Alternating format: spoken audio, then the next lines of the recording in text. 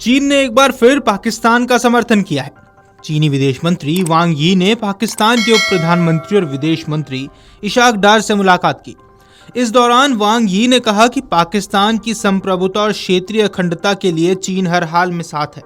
उन्होंने भारत के साथ स्थायी संघर्ष विराम करने और बातचीत के जरिए मतभेदों को सुलझाने की बात कही है।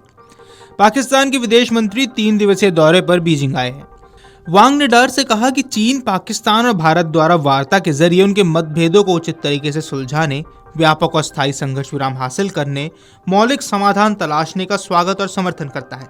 उन्होंने कहा कि संघर्ष विराम भारत और पाकिस्तान दोनों के मौलिक और दीर्घकालिक हितों के अनुरूप है, साथ ही क्षेत्रीय शांति और स्थिरता के लिए भी अनुकूल है। अंतर्राष्ट्रीय समुदाय की अपेक्षा भी यही है। वांग यी ने कहा कि चीन हमेशा की तरह पाकिस्तान की राष्ट्रीय संप्रभुता और क्षेत्रीय अखंडता की रक्षा करने, उसकी राष्ट्रीय परिस्थितियों के अनुकूल विकास पथ तलाशने, आतंकवाद का डटकर मुकाबला करने और अंतर्राष्ट्रीय क्षेत्रीय मामलों में बड़ी भूमिका निभाने में दृढ़ता से संकल्प करेगा। डार ने चीन की कम्युनिस्ट पार्टी के अंतर्राष्ट्रीय विभाग के प्रभावशाली मंत्री लियू जानचाओ से भी मुलाकात की।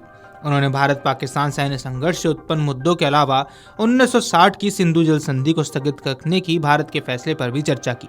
डार ने वांग को 10 मई को पाकिस्तान और भारत के बीच 4 दिनों के सैन्य संघर्ष के बाद सभी सैन्य कार्रवाई रोकने पर सहमति बनाने के बाद की नवीनतम स्थिति और पाकिस्तान के विचारों के बारे में बताया। डार ने कहा कि पाकिस्तान अपनी राष्ट्रीय संप्रभुता और क्षेत्रीय अखंडता की दृढ़ता से रक्षा करेगा, साथ ही वह स्थिति को सामान्य बनाने के लिए भारत के साथ बातचीत जारी रखने को तैयार है। उन्होंने सिंधु जल संधि को स्थगित करने के भारत के फैसले पर अंतर्राष्ट्रीय समुदाय द्वारा ध्यान दिए जाने के आवश्यक बल को ठहराया। उन्होंने कहा कि संयुक्त राष्ट्र सुरक्षा परिषद के प्रस्तावों के अनुसार जम्मू कश्मीर विवाद का समाधान दक्षिण एशिया में स्थायी शांति के लिए महत्वपूर्ण है।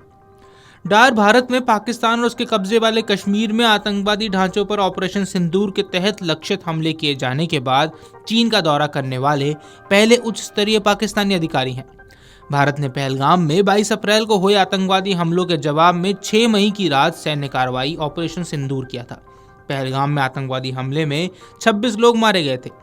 सरकारी समाचार एजेंसी शिन्हुआ के अनुसार वांग ने डार से कहा कि चीन, पाकिस्तान और भारत बातचीत के जरिए उनके मतभेदों को उचित तरीके से सुलझाने, व्यापक और स्थायी संघर्ष विराम हासिल करने और मौलिक समाधान तलाशने का स्वागत और समर्थन करता है। आगे उन्होंने डार से कहा कि यह भारत और पाकिस्तान दोनों के मौलिक और दीर्घकालिक हितों के अनुरूप है तथा क्षेत्रीय शांति और स्थिरता के लिए जरूरी है एवं अंतर्राष्ट्रीय समुदाय की आम अपेक्षा भी यही है।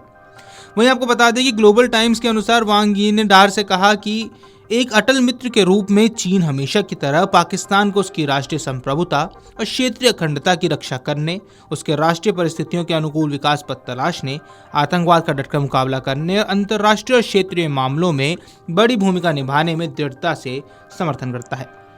वहीं वांग के अलावा डार ने चीन की कम्युनिस्ट पार्टी के अंतर्राष्ट्रीय विभाग के प्रभावशाली मंत्री लियो जियानचाओ से भी मुलाकात की और भारत पाकिस्तान सैन्य संघर्ष से पैदा हुए मुद्दों के अलावा सिंधु जल संधि को स्थगित रखने की नई दिल्ली के फैसलों पर भी चर्चा की है।